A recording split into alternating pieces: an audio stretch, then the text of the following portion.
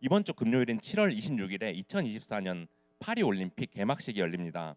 4년에 한 번씩 열리는 올림픽에는 수많은 스포츠 종목들이 있지만 그중에 올림픽의 꽃으로 불리는 종목이 있습니다. 무슨 종목일까요? 네, 바로 마라톤입니다. 마라톤은 42.19km를 완주해야 하는데 결코 짧지 않는 거리입니다. 그리고 이 거리를 뛴다는 것은 인간의 한계와 한계에 도전하는 것과 같습니다. 그런데 마라톤을 좋은 성적으로 완주하기 위해서는 무엇을 해야 할까요? 대부분 사람들이 이렇게 말합니다. 마라톤을 완주하려면 체중을 감량하고 영양분을 골고루 섭취하고 적정한 취침 시간을 가져야 한다고 말합니다. 하지만 이것들은 마라톤을 하기 위한 부가적인 요소이지 결정적인 방법은 아닙니다. 그래서 많은 달리기 선수들이 마라톤을 좋은 성적으로 완주하는 방법은 단 한 가지밖에 없다고 말합니다. 그것은 바로 계속해서 꾸준히 달리는 것입니다. 그리고 처음부터 빠르게 달릴 필요가 없습니다. 그렇게 빠르게 달리는 것은 금방 지치고 넘어지게 할 뿐입니다. 그저 천천히 오랜 시간 동안 계속해서 꾸준히 달린다면 좋은 성적으로 완주할 수 있을 거라고 말합니다. 그런데 성경에서는 우리의 믿음, 신앙생활을 이 달리기에 비유하곤 합니다. 이 신앙의 달리기 경주에서 중요한 것은 멈추지 않고 계속해서 하나님께로 달려가는 것입니다. 그러다 보면 점점 빨라지고 목표점에 도달해서 경주를 마칠 수 있게 됩니다. 그렇다면 우리는 이 신앙의 경주에서 승리하기 위해서 어떤 과정을 거쳐야 할까요? 바로 꾸준히 달려서 신앙이 성장해서 점점 더 목적지와 가까워지는 성화의 과정을 거쳐야 합니다. 우리 화면에 웨스트민스터 쇼리 문답 제35문 보겠습니다. 제가 질문을 읽겠습니다. 거룩하게 하심 성화란 무엇인가요? 여러분들이 답을 읽겠습니다. 시작.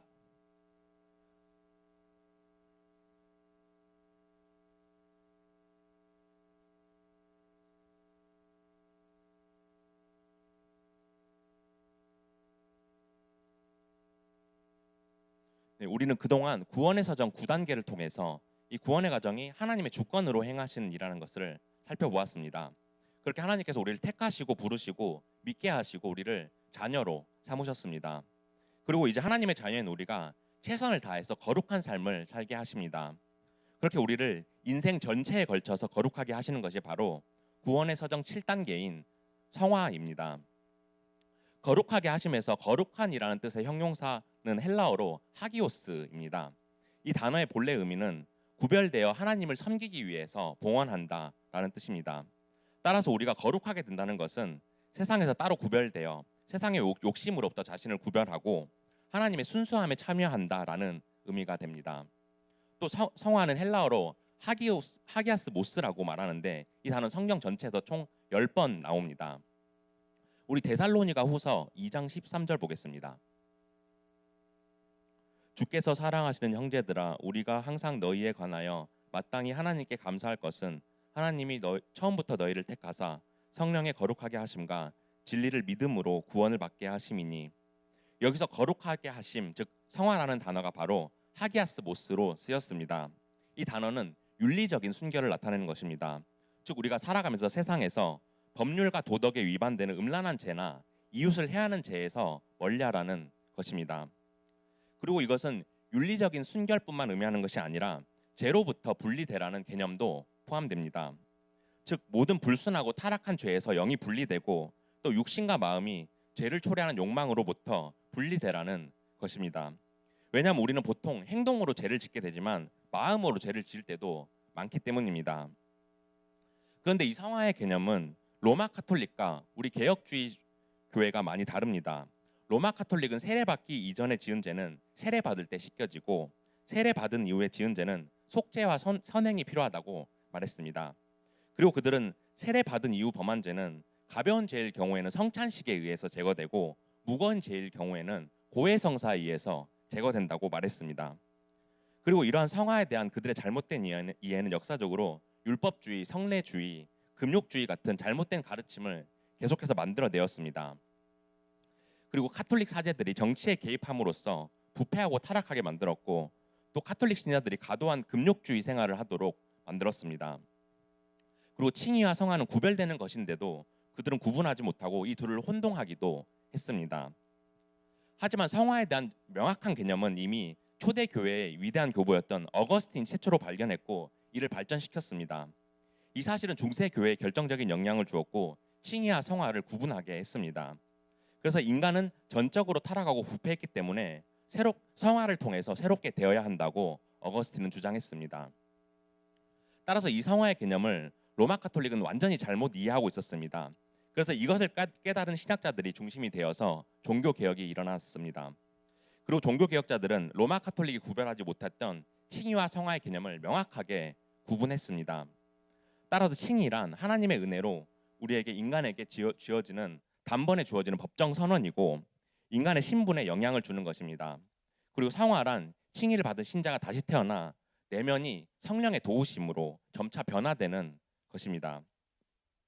따라서 성도가 예수 그리스도를 믿음으로써 의롭다함을 받고 하나님의 자녀가 되면 거기서 신앙이 그대로 머무르는 것이 아닙니다. 우리가 지난주에 배웠듯이 양자됨, 즉 성도가 하나님의 자녀가 되는 순간 그 마음에 하나님의 영, 즉 성화의 영을 보내주셔서 즉시 성화의 과정에 돌입하게 됩니다. 따라서 로마 카톨릭이 주장하는 것처럼 성화가 고해성사를 통해서 이루어지는 것이 아니라 먼저는 말씀을, 그 후에는 성례를 통해서 이루어지는 것입니다.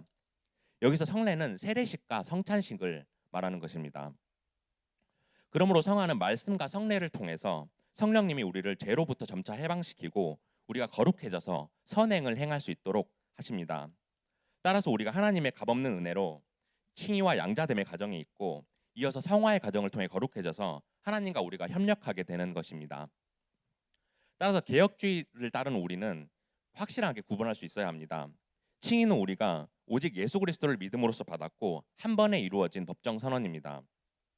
반대로 성화는 평생 동안 하나님을 따라 거룩하게 삶을 살아가는 지속적이고 반복적인 행위입니다.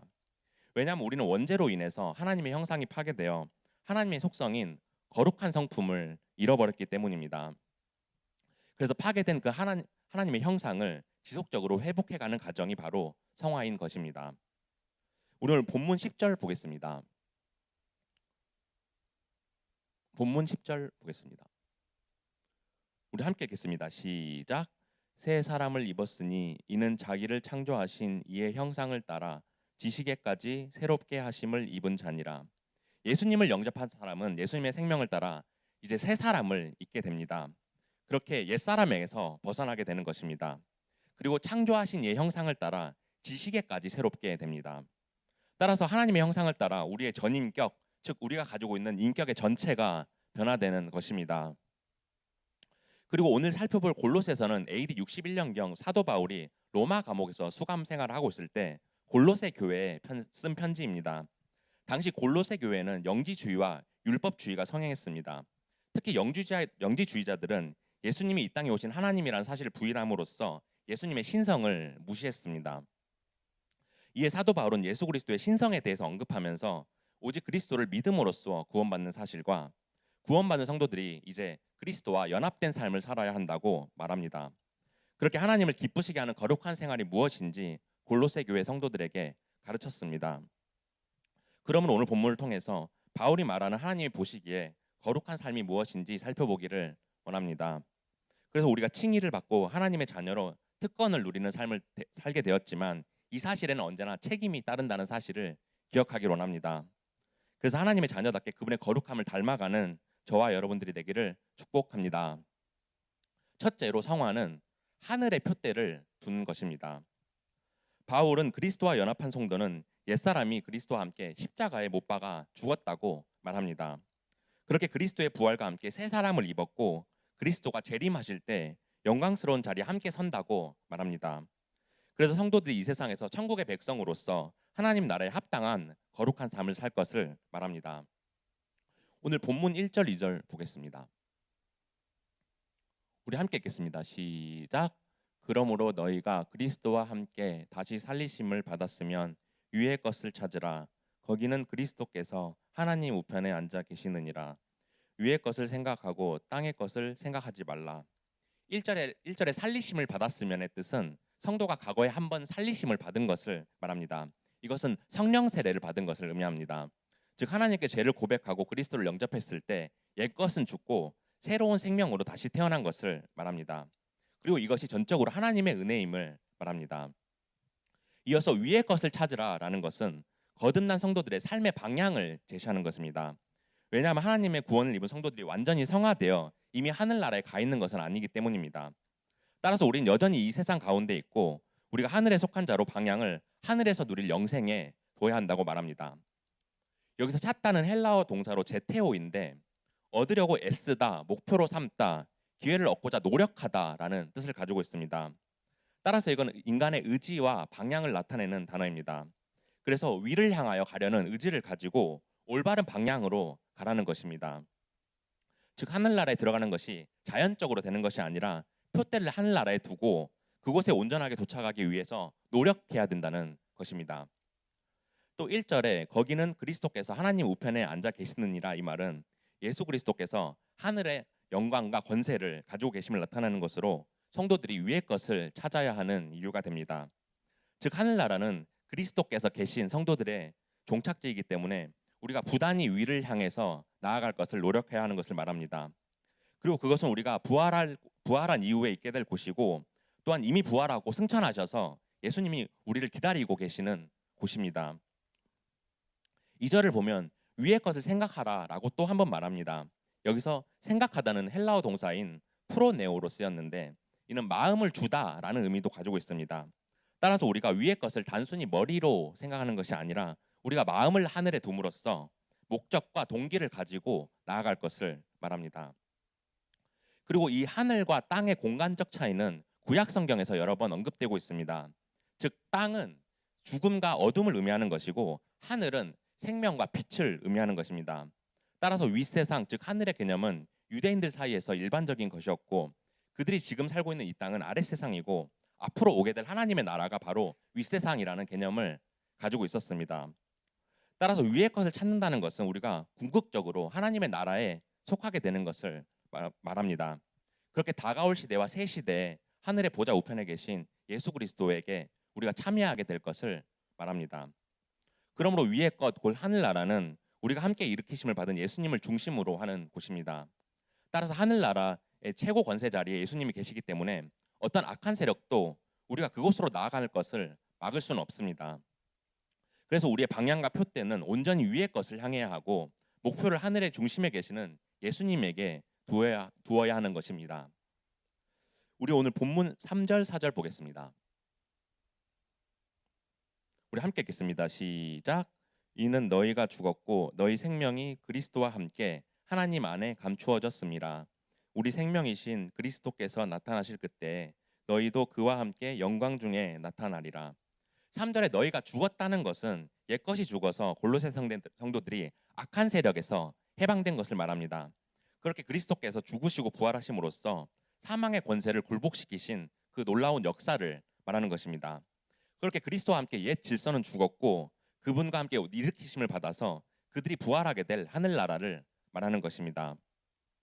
이어서 그리스도와 함께 하나님 안에 감추어졌다고 말하는데 이것은 세상은 그리스도인들을 모르고 그리스도인들조차도 자신을 모른다라는 것입니다. 따라서 성도들이 받을 새 생명이 보이지 않고 감추어졌기 때문에 세상 사람들이 모른다는 것입니다.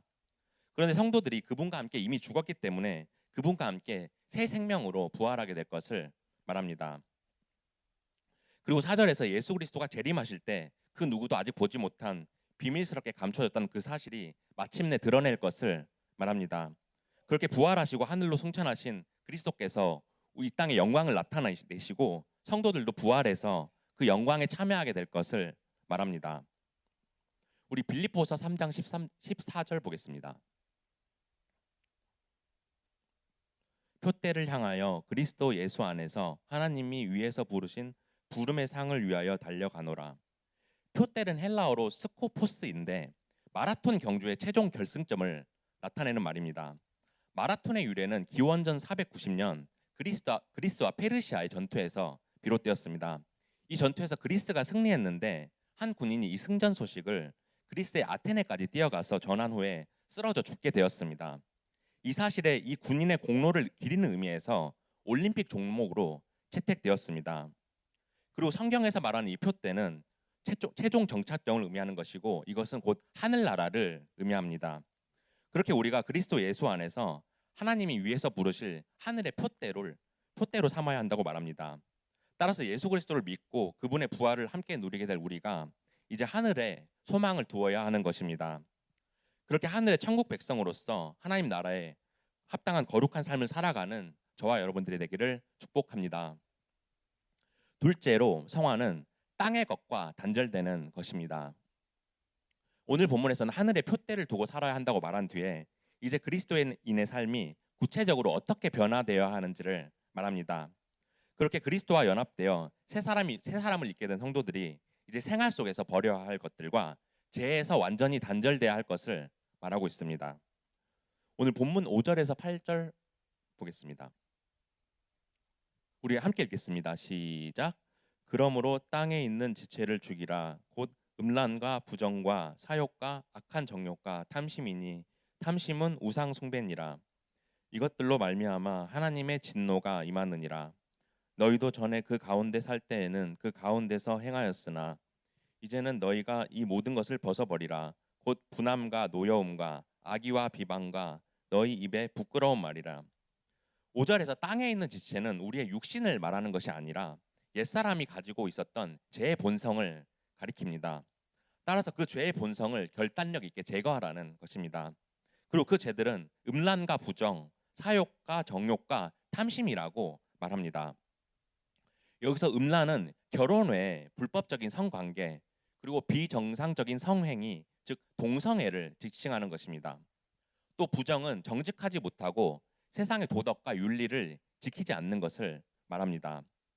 또 사욕은 감정적인 욕망에서 분출된 마음을 말하고 악한 정욕은 제약된 인간이 가진 욕심을 말합니다. 그리고 탐심은 경제적 욕구에 대한 무절제한 욕망을 말합니다. 특히 5절에서 바울은 탐심을 우상숭배라고 규정하고 있는데 이는 탐심이 물질을 추구하면서 그것을 하나님의 위치에 올려놓기 때문입니다. 따라서 우리가 하나님이 아닌 물질을 마음에 두는 것은 하나님께서 가장 증오하시는 죄악인 우상숭배로 여기십니다. 이것을 통해서 우리가 세상의 물질의 마음을 두는 것이 얼마나 무서운 것인지를 깨달아야 합니다. 이어서 6절에서는 이것들로 말미암아 하나님의 진노가 임한다고 말합니다. 따라서 우리가 땅의 것, 즉 죄악들로부터 벗어나지 못한다면 하나님의 심판이 있게 됩니다. 그리고 큰 죄들은 작은 죄들로부터 출발하기 때문에 우리가 작은 죄를 짓는 일에도 심각하게 경계해야 합니다. 죄에 있어서는 작고 큰 것이 없기 때문입니다. 그리고 7절에서 너희도 전에 그 가운데 살 때에는 라는 어절이 나옵니다. 이것은 모든 인간이 죄 가운데서 태어났기 때문에 성도들이 다시 살리심을 입기 전까지는 죄 가운데 있었다는 것입니다. 따라서 골로새 교인들이 예수님을 영접하기 전까지는 죄 가운데 있었지만 이제는 성령 세례로 인해서 새 생명으로 태어났고 이전의 죄를 버려야 할 것을 말합니다. 이어서 8절에서 이제는 진정으로 회개하고 거듭나서 옛사람의 행위를 죽여야 한다고 말합니다. 그렇게 분노하는 말, 음란한 말, 비방하는 말은 부끄러운 말이라고 경고합니다. 따라서 모든 말로 행해지는 죄악은 전부 다 제거돼야 한다고 말합니다. 그러므로 말이 사람을 죽이고 해야 한다는 사실을 우리는 인지하고 우리가 말하는 습관을 잘 들여야 합니다. 특히 여러분들이 학교에서 욕하고 친구들이 욕하면 따라하고 그런 언어 습관 정말 조심해야 하는 것입니다. 오늘 본문 9절에서 11절 보겠습니다. 함께 읽겠습니다. 시작. 본문 9절부터 11절 보겠습니다. 본문에 함께 읽겠습니다. 시작. 너희가 서로 거짓말을 하지 말라. 옛사람과 그 행위를 벗어버리고 새 사람을 입었으니 이는 자기를 창조하신 이의 형상을 따라 지식에까지 새롭게 하심을 입은 자니라. 거기에는 헬라인이나 유대인이나 할레파나 무할레파나 야만인이나 수구디아인이나 종이나 자유인이 차별이 있을 수 없나니 오직 그리스도는 만유시요 만유 안에 계시니라. 9절에서 거짓말을 언급하면서 성도들이 아무리 가벼운 거짓말이라도 삼가할 것을 말합니다. 왜냐하면 사탄과 마귀는 우리가 거짓말을 우습게 여길 때 우리 마음속에 들어와서 더 큰 죄를 심습니다. 따라서 성경에서는 거짓말을 하는 자들이 반드시 지옥에 떨어질 것을 여러 번 언급합니다. 그렇게 옛사람과 그 행위를 벗어버리고 죄의 본성과 제약된 행위를 완전히 제거하라고 말합니다. 이어서 10절에서 새 사람을 입으라라고 말하면서 제 가운데 있는 옛사람이 죽고 의와 생명으로 다시 거듭날 것을 말하고 있습니다. 그렇게 헌옷을 벗고 새 옷을 입음으로써 악한 자에서 선한 자로 죄인에서 의인으로 변화될 것을 말합니다. 그리고 그렇게 될 때 창조하신 이의 형상을 따라 지식에까지 새로움을 입는다라고 말합니다. 따라서 아담의 범죄로 말미암아 파괴된 하나님의 형상이 우리에게 회복될 것을 말합니다. 그리고 11절에서 이 사실은 전 세계 모든 인류에게 차별 없이 이루어진다고 말합니다. 그렇게 하나님의 은혜 안에서 거하고 하나님의 뜻에 순종해서 온 위에 계신 그리스도를 닮아가려는 노력을 지속적으로 해야 할 것을 말하고 있습니다. 우리 마지막으로 에베소서 4장 15절 보겠습니다. 우리 함께 읽겠습니다. 시작. 오직 사랑 안에서 참된 것을 하여 범사에 그에게까지 자랄지라. 그는 머리니 곧 그리스도라. 이처럼 우리는 예수님을 닮아가려는 노력을 그리스도에게 자랄 때까지 해야 합니다. 그러므로 예수님과 같이 되는 것이 우리 삶의 목표가 되어야 합니다. 그렇게 우리가 평생에 걸쳐서 계속해서 거룩해져야 합니다. 이전에는 우리가 죄의 종이었습니다. 하지만 예수 그리스도를 믿고 죄에 대해서 죽게 되었습니다. 따라서 이제는 땅의 것에서 떠나서 하나님의 거룩과 하늘의 것에 가까워져야 합니다. 그런데 이 성화의 과정은 우리의 능력으로는 할 수 없습니다. 왜냐하면 우리는 무능력한 존재이기 때문에 누구나 약점이 있고 한계가 있습니다. 따라서 우리 스스로는 성화의 과정 속에서 계속해서 실패하게 됩니다. 그래서 우리의 모든 삶을 하나님께 맡겨드리고 하나님의 능력을 힘입어야 합니다. 그렇게 우리는 더 이상 죄에 대하여 뒤를 돌아보지 않고 나아갈 수 있도록 하나님께 기도해야 합니다. 왜냐하면 성화의 과정은 하나님께서 이끌어 가시기 때문입니다. 그렇게 하나님께서는 성화의 과정을 가고 있는 우리를 견인, 즉 계속해서 끌어주시고 우리가 땅의 것과는 단절되어 마침내 성화의 과정이 모두 완성됩니다. 오늘이 그동안 살펴보았던 구원의 사정 9단계 마지막 시간인데 이 견인이 8단계이고 바로 9단계는 영화, 즉 몸과 영혼이 완전하게 거룩하게 되어서 우리가 주님과 함께 하늘에 거하는 것입니다. 이제 여름 수련회가 우리 일주일밖에 남지 않았습니다. 우리 친구들 중에 아직 예수님을 영접하지 못한 친구들이 있다면 이번 수련회 꼭 참석해서 성령님의 부르심이 있기를 원합니다. 그렇게 우리가 기도하며 나아갈 때 우리에게 새 영과 새 마음을 주시고 우리의 모든 죄를 회개하고 하나님께 나아가서 삶이 변화되기를 원합니다. 그리고 일상 속에서도 우리가 성화의 과정을 위해서 하나님께 우리를 붙들어 달라고 말씀대로 살아갈 수 있는 능력을 허락해 달라고 기도하기 원합니다. 그렇게 하나님을 의지하며 나아갈 때 거룩한 삶을 살고자 노력하는 우리에게 하나님의 은혜가 충만한 줄로 믿습니다. 그래서 하나님의 자녀로서 하늘에 표대를 두고 이 땅의 죄에서 멀어질 때 하나님의 거룩함을 닮아가는 저와 여러분들이 되기를 주님의 이름으로 축복합니다.